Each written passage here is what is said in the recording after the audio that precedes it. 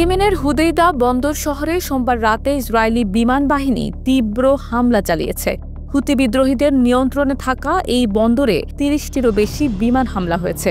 তেল আবিবের Ben Gurion আন্তর্জাতিক বিমানবন্দরে হুতিদের ব্যালিস্টিক ক্ষেপণাস্ত্র হামলার পর এই পাল্টা আক্রমণ এলো। ইসরায়েলি সেনাবাহিনী জানিয়েছে এই হামলার লক্ষ্য ছিল হুতিদের সামরিক অবকাঠামো ধ্বংস করা। হুদেইদার বাসিন্দারা রাতভর বিস্ফোরণের শব্দে আতঙ্কে কাটিয়েছেন। হুতি বিদ্রোহীরা রোববার তেল আবিবের বিমানবন্দরে ক্ষেপণাস্ত্র হামলা চালায়। এই হামলায় উল্লেখযোগ্য ক্ষয়ক্ষতি না হলেও ইসরায়েল এটিকে গুরুতর হুমকি হিসেবে নিয়েছে। ইসরায়েলি প্রতিরক্ষা বাহিনী IDF জানিয়েছে হুদেইদা বন্দরে হুতিদের অস্ত্রের গুদাম, ড্রোন তৈরির কারখানা এবং কমান্ড সেন্টার লক্ষ্য করে এই হামলা চালানো হয়।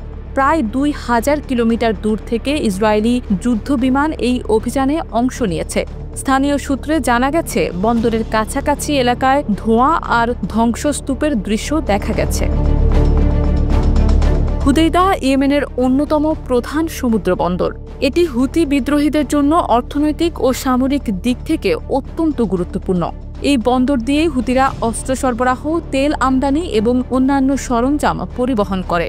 ইসরায়েলের দাবি, এই বন্দরটি হুতিদের সামরিক কার্যক্রমের কেন্দ্রবিন্দু। হামলার ফলে বন্দরের কার্যক্রম ব্যাহত হয়েছে, যা ইয়েমেনের সাধারণ মানুষের জন্য খাদ্য ও ত্রাণ সরবরাহে প্রভাব ফেলতে পারে।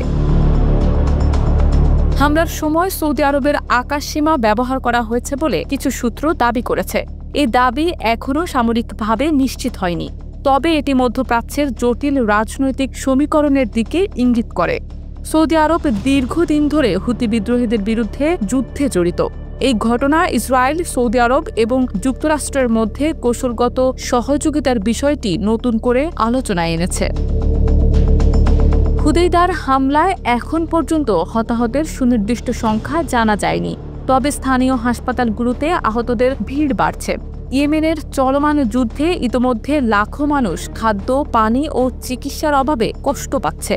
এই হামলা সেই সংকটকে আরও গভীর করতে পারে।